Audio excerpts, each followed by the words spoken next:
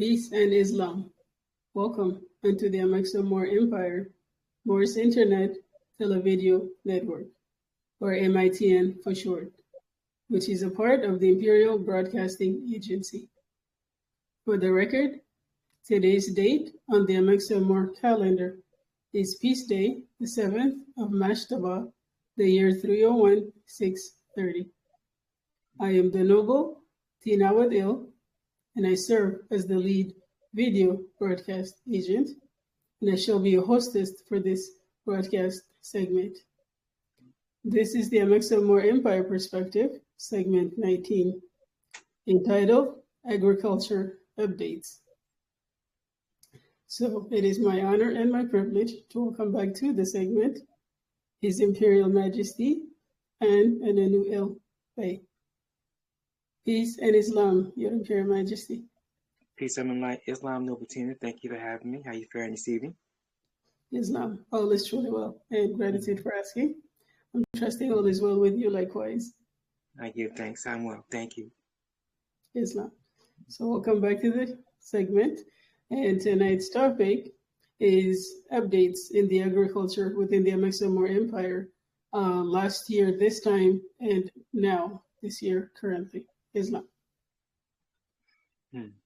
Islam. All right. I'm able to speak to that. In the service of all of you, the Amexem-Moor-Empire Imperial Council and I, we work very hard and smart to deal with our process protocols and procedures for all relevant things, aspects that are tied back to making sure that we can feed ourselves independently on our own terms, provide for electrical power generation on our own terms, and provide for our healing and health care operations on our own terms. And the Amexem-Moor-Empire Department for the Agriculture is front and center to those efforts because we have the ability to grow things that we use for biomass, for biofuel. So whether we're using solar power or whether we're producing B100 biodiesel fuel from the components that we can actually grow on our own terms, that's a huge thing for us. Now, we don't grow enough at this juncture to be able to produce enough biodiesel fuel on our own. So we do have to buy things interjurisdictionally to do that. However, that's not always going to be the case. That's one. Two, we also, from the Department of Agriculture, we grow the things that we need for fruits, vegetables, herbs, and spices for us to provide proper nutrition on our own terms and for healing purposes. So the herbs and spices, the roots and the berries and the barks that we use in our various herbal combinations that we make available to save lives and improve the quality of lives naturally as opposed to with synthetics. That's also integral to who we are and how we proceed. To make sure that we can think properly, we can breathe properly, so we can move properly because of our nutrition being what it is. We don't radiate our food. We grow our food indoors where the elements don't get to it and the herbivores don't get to it as a rule. Now, that's not empire-wide. We grow most of our food outdoors and across the ocean in Sector 4. And in Sector 3, we're not growing yet. In Sector 5, in the Albion district, we do grow all of our food indoors like we grow it here in North Amexem. The air here is not that great. The water quality is not that great as a rule. So we have better control over the environment that we are growing our food in. We can filtrate the air. We can filter the water. So with those things being the case, and because we use heirloom non-GMO seeds, what we grow is far healthier than what most of our kith and kindred have access to. We don't grow enough in North Amexem yet to do particular things as I'd like. However, we have scale, and we are gradually scaling up. So this time on Earth a year ago, we weren't able to grow in all of our command areas. We have expanded dramatically how many command areas where we have nationals, where we actually have the ability to grow our food and be able to grow more as we expand our capacity. So I give thanks for that particular improvement over the last Earth year. In terms of other things that we grow across the empire, everyone knows we spend a lot of time and effort as of late. We are 15, almost 16 months now into the growth of our avocados. We have 100 avocado trees, and we're just under 2 Earth years away from the first harvest of about 20,000 avocados. And we look forward to that particular success.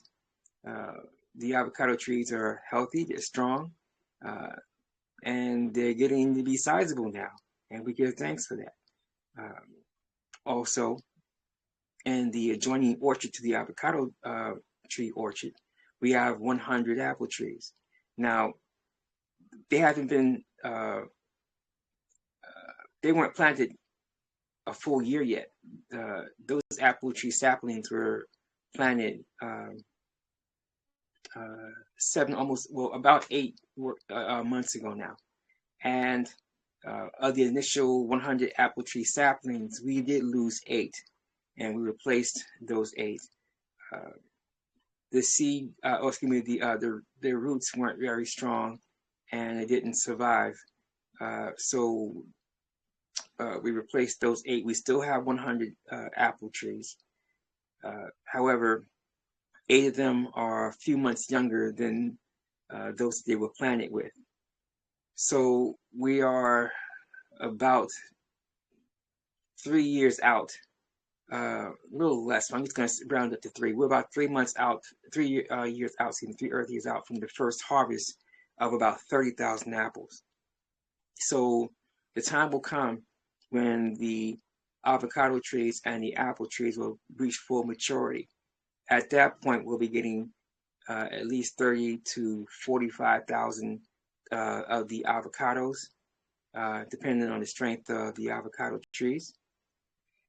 The apple trees, however, when they make full maturity, between 5 and 7 Earth years of full growth, as they say, at that juncture, we'll have 150,000 apples. So some we can use for apple cider, some to make apple cider vinegar with, some just for general purpose. So we'll make them available. What we don't use internally, we trade. As a rule, 20% of whatever we grow is divided evenly amongst the head of each household in the area where we actually grew it. Another 20% is set aside for emergency purposes, for strategic food reserves for us. And the remaining 60% of what we grow goes to market to be traded at fair market value across the planet. That is our standard model for how we do things empire-wide. Our most success thus far in that model is the cabbage that we grew in the Azania Matabili in the absolute southern rim region of Sector 4. We did so well with that particular harvest. All the funds that we sent to get it operational underway, which at the time was I think there may have been 2 ounces of gold that we spent. We did so well with the cabbage at market. We recovered all that. All staff was paid, and we left some proceeds in the regional government treasury, and the remainder was sent into the imperial treasury. Now, it wasn't a lot by the time things got sorted out. However, all costs were covered, and if we had sent all the funds back here, we would have sent back over the other side to pay for things in Azania, things in Zanaga district, things in Navian district, and things in the Ghana Songhai district, as well as paying for things here. Just the same, I give thanks for the progress that we had with that particular operation. We're not growing anything yet in Chibchas district in South Amexem. We're still getting a few things together there. District governor for the Cebu Cavite district is not back in the district. So when the Honorable Noble returns back to the Cebu Cavite district, we're tasked to get a few things in order there. We intend to grow the sugarcane there and get the fishing online in the Cebu Cavite district. Here in North Amexem, the decision has been made. Operations are already moving forward. We have grown food in Command Area 17, which is Tamara in the Al-Abamu district. Al-Abamu district has had multiple harvests over the Earth years. Small, however, not zero, and we'll take it. Sanhaja, we have grown food there once. there are a few things that we had to attend to there because of private capacity, family matters that had to be attended to for health reasons. I did grant a leave of absence to our family, nationals on the ground in the Sanhaja. So there is no food growth operations there. They report periodically to the Grand Ambassador and to me. And when they're ready to return to full active duty, we shall resume the food growth operations in the Sanhaja. In terms of the Al-Fatiha, Regional Governor Heaven, Head Harut Alay, we are preparing to expand our capacity for food growth in the Al-Fatiha. We're not growing food there at the moment. However, the equipment, material, supplies is on station. I'm going to actually double the capacity for that particular area. And we're going to add in electrical power. We already have solar power on the ground in the Al-Fatiha. We don't have a diesel generator or the equipment to make the biodiesel fuel there yet. We'll attend to that in due course. Tanzabar, Command Area 12, we do have everything on station for food growth there. We have had multiple food growth scenarios there. However, they were all outside, even if we have indoor food growth capacity operations. The weather patterns there are such that the 2 crops that we had planted there did not survive. So we've basically run those particular tests, and it's been determined we would do no food growth operations outside in the Tanzabar. So we will be transferring all the food growth operations in Command Area 12 inside. And we'll be doubling the capacity there in due course. New Toledo, we just got operational underway there in terms of food growth abilities. So on station there now is where the bok choy will be actually grown. Noble Durrell, who is the Amexem-Moor-Empire Department for the Agriculture, the North Amexem Sector Operations Manager. He has already been engaging with the nationals on the ground in the New Toledo. They already have their orders. We're getting a few things moving as we speak. And upon a few things being put into place properly, the bok choy growth and trade operation shall commence. Now, Honorable Noble Durrell, a few Earth days back, had to report unto His Excellency Grand Noble Gamal Tariq Zabiri L. He's the sitting commanding the Amexem-Moor-Empire Minister for the Customs. They had about a 10-minute conversation.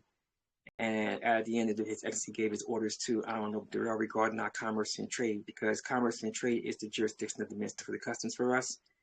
And so Honorable Noble Durrell issued forth his additional instructions, and he has already presented his SOR, which is Sector Operations Report, unto His Excellency the Minister for the Customs regarding his standing orders. Minister for the Interior, Minister for the Customs, the Grand Ambassador, Minister for the Treasury, and Budget, and I will have particular discussions in due course as a consequence of those. So we get a few things going. The bok choy will be what will be growing in the New Toledo. And as soon as we can double capacity there, we should absolutely be doing that. We have particular plans. I won't go into the plans now, not until after a few things have been sorted out. In other words, right now, everything is in ready to deploy mode. When things are operational underway, I'll be more willing to have that particular discussion, because now I'm not going to be discussing about what we are going to be doing. At that point, I will discuss what we're already operational underway doing. So we do know that the bok choy will have at least 4 to 5 harvests per earth year, depending on particular things, because the growth cycle is in fact every 60 earth days. The germination time frame for bok choy is 5 to 10 earth days. And when you get them to a particular point, you have them planted, the plants 1 foot apart. When the leaves on the bok choy are about 10 inches long, you can just actually remove the leaves, and the leaves are tradable. So every time we have the leaves get to the 10-inch mark, we're going to harvest them and keep the plants going. We have plenty of bok choy seeds, but we don't have to use them if we can just continue with the plants that we already have. And we shall do exactly that. So 20% of the bok choy will be left for the head of each household in the New Toledo. 20% will be put into reserve for emergency supplies. In case there is a disaster, we'll have some emergency food available. And the remainder goes to market. I know the numbers are small. It's very small scale. We'll scale up as we go. And we'll continue to scale up as our abilities allow for in terms of equipment, material supplies, and Department for the Agriculture staff. So that's the best way I know how to answer your question as you asked it, because I'm not going to cover Zanaga district at the moment. I will say that in the Ghana Songhai district, we do have to get the okra operations back online. We did have 2 growths there, and these little reddish-brown bugs did give us the business on both counts. So we will not be growing fruit outdoors in the Ghana Songhai district. In fact, in Sector 4, the very first outdoor fruit operations in terms of an outdoor greenhouse is actually going to be in the Ghana Songhai district in the Yendi Dagbani. In Yendi Dagbani, we shall in fact proceed with multiple outdoor greenhouses, and we'll be growing the okra year round in one of them. We'll be growing something else in the other, and the additional ones, we'll see how it plays if we have to increase the capacity for the okra and other things that we're growing there. And as that comes online, we can determine what can be produced for value add. At this point right now, it's just the okra for Ghana Songhai district, because we've already have experience there with the okra growth. We just have to adjust it now so that we can overcome the little reddish brown bugs that gave us such difficulty. That's the best way to answer your question as you asked it. So with that case being said, Noble Team, do you have a question, a follow-up question for me to answer? The follow-up question was going to be, is there a strategic reason as to why the Amexem-Moor-Empire is choosing bok choy as opposed to other food growth operations? But I do believe you've gone into it a little bit. But if you have the time, if you can expand a little bit more. Actually, I can. Bok choy is very important for many reasons. There's health benefits to the bok choy, vitamins A, C, and K. So the vitamins A and C, they shut down the free radicals in your body, which can help prevent cancers. The vitamin K for your heart health. It's got calcium, which is for your bone health, especially if there's someone that survived having chemotherapy. You know that destroys your immune system, and since your blood production is inside of your bones, and that's where your T cells are, and with your red cells produced, it's hugely important that you take care of your bone health. So the bok choy is essential to help folks that have had chemo to prepare and give their body the ability to replenish, being able to produce healthier blood cells on its own. And that is never a bad thing. So that's one of the reasons why we chose the bok choy. Other reasons are because it's being grown indoors. The height that the plant grows was one factor. How much we can fit on our indoor greenhouse operations is a factor, not just because of the height, but also the spacing. So those are some of the factors that's involved. But also, it's the short time for maturity. Literally harvest every 60 Earth days allows us to have multiple harvests per Earth year. We can bring more into our Mercy supply stores in the magazine. It allows us also to bring more to market if we choose to.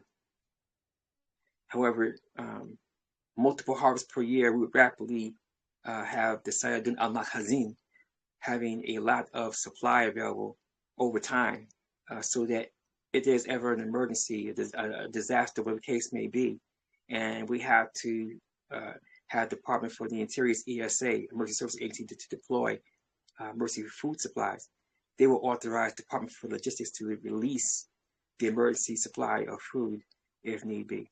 So the more we grow, the more we can stockpile for emergency relief.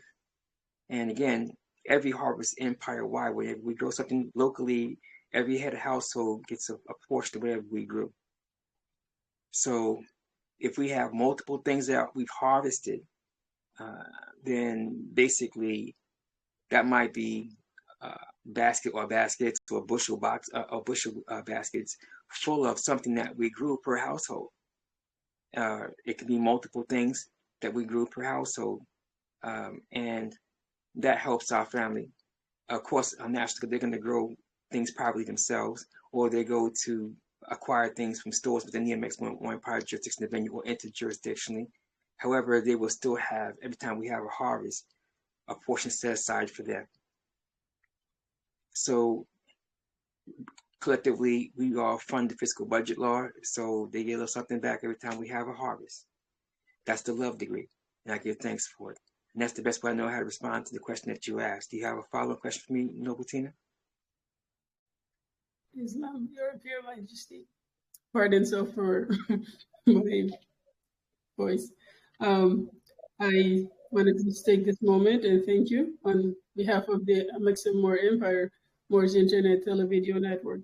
That suffices for this segment, and I thank you for taking the opportunity and time to not only answer my questions, but also for our audience as well.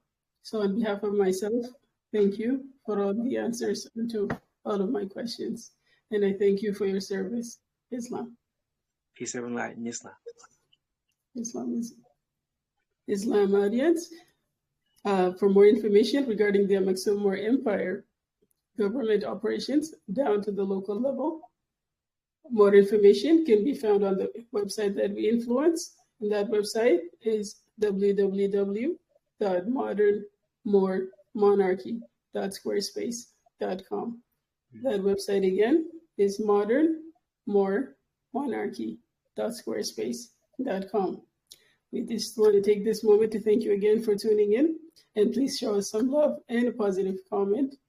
I would appreciate your feedback, and I thank you in advance.